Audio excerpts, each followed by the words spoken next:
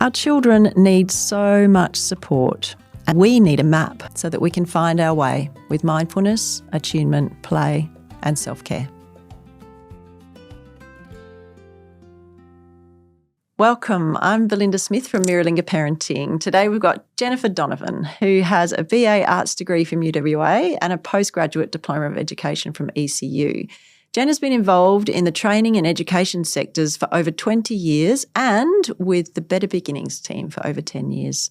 Jennifer is passionate about early literacy and supporting families to have the best start in their lives for future success. Welcome, Jen. It's good to have you here. Thank you. Great to be here. Yay. Thank you so much. And as you know, I'm really passionate about Better Beginnings. I love this program. It's amazing. We love your support. Yes, we love being connected with you. And I'm really curious for this podcast, which is Maps for Parents, around mindfulness, attunement, play and self-care. If you would share a little bit more about yourself, how you got to this point and why you're passionate about one of those things maybe, or about parenting. Yeah.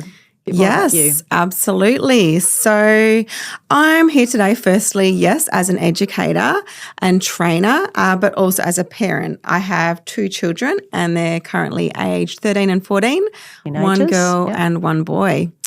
How did I get here? Well, I suppose my education career started off in classrooms. So I have been a teacher in high schools and primary schools. And also I was involved with some work I did with developing online training programs. So along the way, though, I started having my children. And when my first child was born, it really put me in that space of early childhood literacy. And so when I saw the position come up with the Better Beginnings team at the State Library of Western Australia, I felt like it was something that I was really interested to be a part of and learn more about. So over the 10 years that I've been part of the Better Beginnings team, I've done a lot of additional training and learning myself. I was lucky enough to do some courses with the Library Juice Academy out of the US, and again, been involved in a lot of things happening here in Western Australia, working with families, working with children. And along the way, you know, what we have learned about from research is that the first 5 years of a child's life and their brain grows to almost the same size as an adult's. So what really stands out from my experience in all of this is that this time is a really, really important time for children's brain development, and that parents and what parents do in that time can have a really massive impact.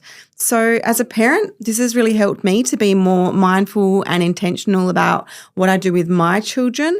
And in the Better Beginnings team, one of the key messages that we love to share is that a parent is a child's first and most important teacher. Yep. And yeah, just to be aware that, you know, that huge amount of brain growth that is happening between the ages of 0 to 5. Beautiful. Oh, thank you.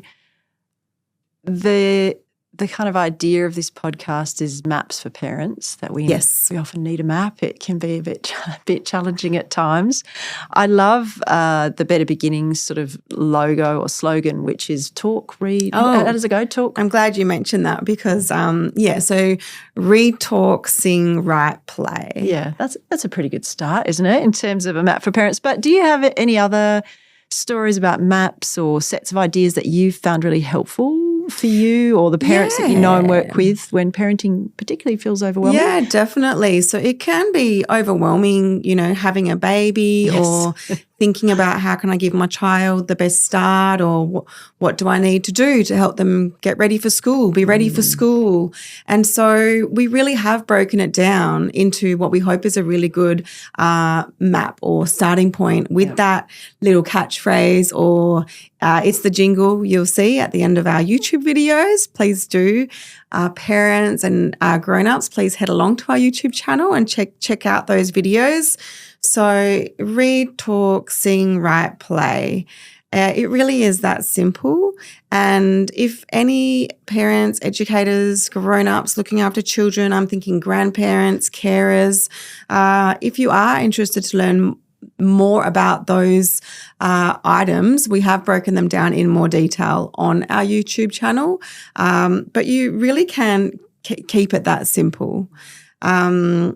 But the other thing that I wanted to point out in terms of a map or just some simple and easy tips and pointers, every month the Better Beginnings team, we produce something called the Early Literacy Calendar, and we put this on our website. And based on those themes of the read, talk, sing, write and play, we give you one suggestion of something to do with your child every day. And again, we hope that that's just a really simple map, so to speak. I like sometimes to call it like a bingo chart. Yes. You don't have to do every one. You don't have to do all of them. Nobody is looking over your shoulder on this one. It's something you can go to our website. You can go to the Read, Watch, Play tab and then navigate to Home Literacy Calendar. And we have a year's worth of calendars. So, it may be June, but nobody's stopping you from going and jumping to September, printing that one off and doing some of the activities there. Often they're quite simple activities too. I've used them a lot and shared them a lot with families. So it might be talk about colours today or, read this book and then talk about ducklings. So it's really as simple as giving you some prompts. And Exactly. I think for exhausted, overwhelmed parents, actually, that can be very helpful to stick on the fridge because you're so busy in there getting dinner ready and getting everything ready that it's easy to forget the joy of just turning to them and making eye contact and getting down on their level and having a little chat about colours or animals. That's exactly right. Yeah. We really hope that it is just really easy, simple, accessible. Anyone can do it.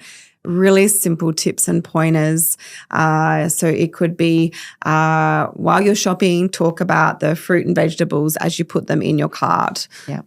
Go to your local public library and borrow your favourite book. As you say, it really is that simple and that easy. And we've listed them all out for you. Again, if you do choose a particular month, we do try and theme them a little bit, perhaps with the seasons or any special events. But again, the activities can be done absolutely anytime, and you can cross them off or circle them or get the child to put a sticker on if they're, at that age where they can navigate peeling stickers. That's again a really good activity for building those finger muscles and the finger strength required for children when they go to school and learn to write. Yeah, so there's lots of rich opportunities there. That's gorgeous. We hope so. Yeah, Thank you. Yeah, and I love that it is those simple ideas that can be incredibly helpful and have those long-reaching impacts. And you and I were talking before we started recording about just the power of sitting with your little one.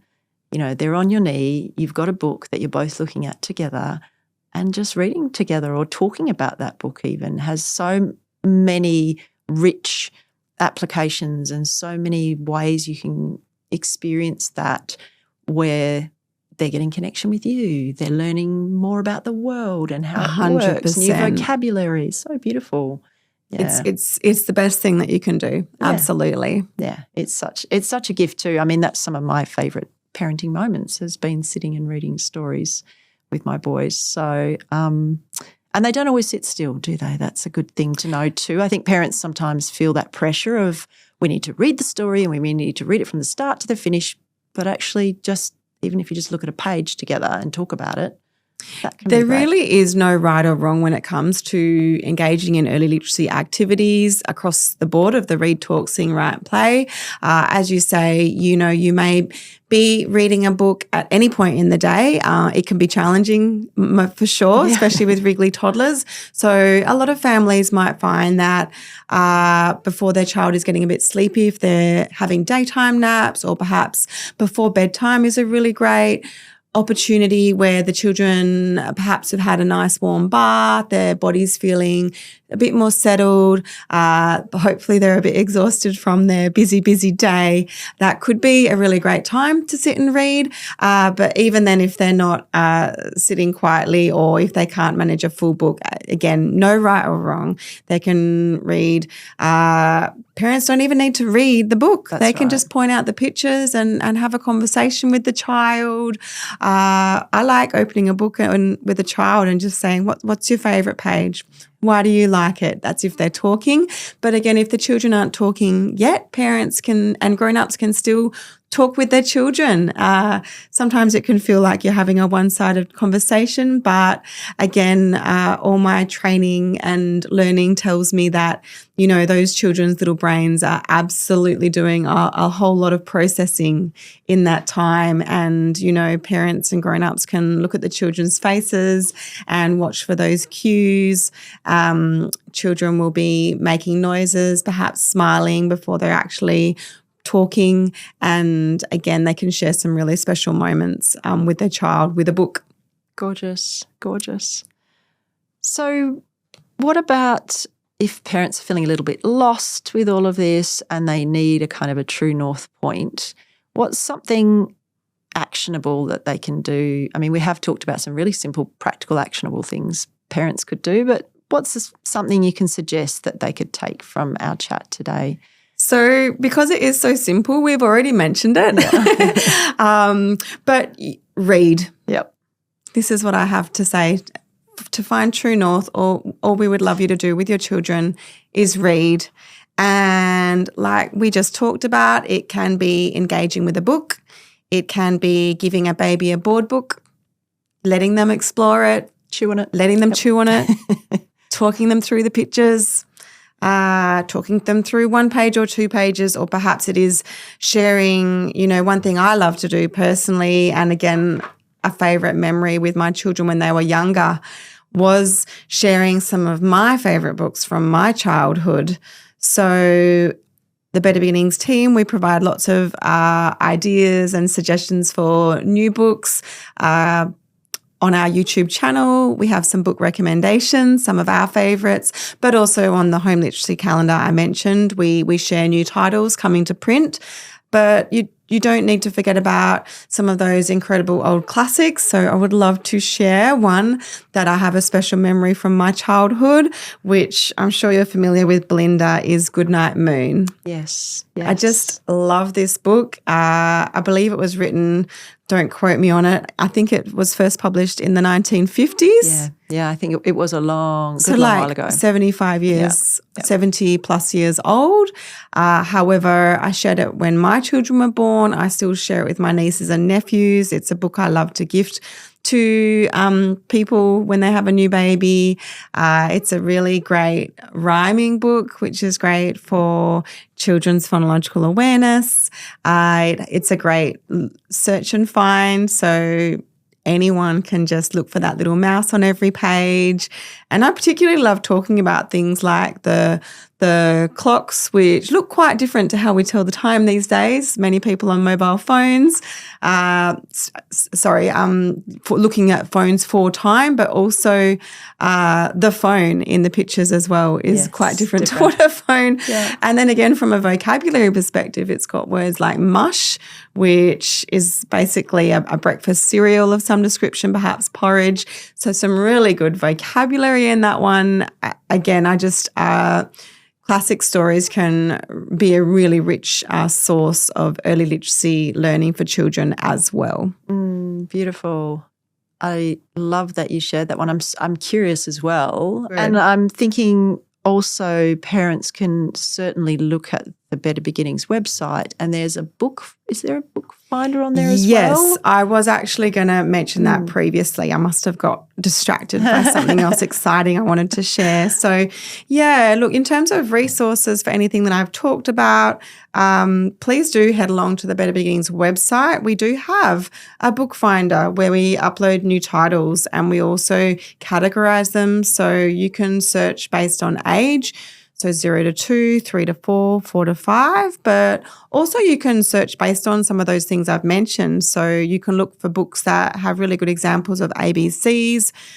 You can look for books with great vocabulary or rhyming books and so on. So we really hope that that's a really good resource for families. We also have a rhyme finder, which directs you again to different rhymes based again on, we have some different categories you can look for in case any parents have forgotten the rhymes they were sung when they were children, or again, we have some new fun variations on old classics as well. And we're also active on Facebook on social media on Facebook and Instagram too, as well as the YouTube channel, which I've already mentioned. Lots of playlists to explore there. So we hope that families find it easy to navigate. But look, I would really love just to come back to that True North tip because we did talk a lot since then. And so that tip that we have for families is just to read. Yeah. Engage with books and read. Yeah, we know that read with the children. Outcomes are amazing. Basically, I remember from one of our joint presentations that we did together at Meerilinga and State Library, Better Beginnings, you gave a statistic, again I'm putting you on the spot here, Jen, around if children are read, can you remember that? If children are read 3 books a day, was it something like that? Yeah, By the time I'll have to look it up. Maybe we can put it in the notes for the podcast. That's a great idea. Literacy, nutrition. If you read, 3 a books certain a number day, of books it's a going to be day. 1 million words.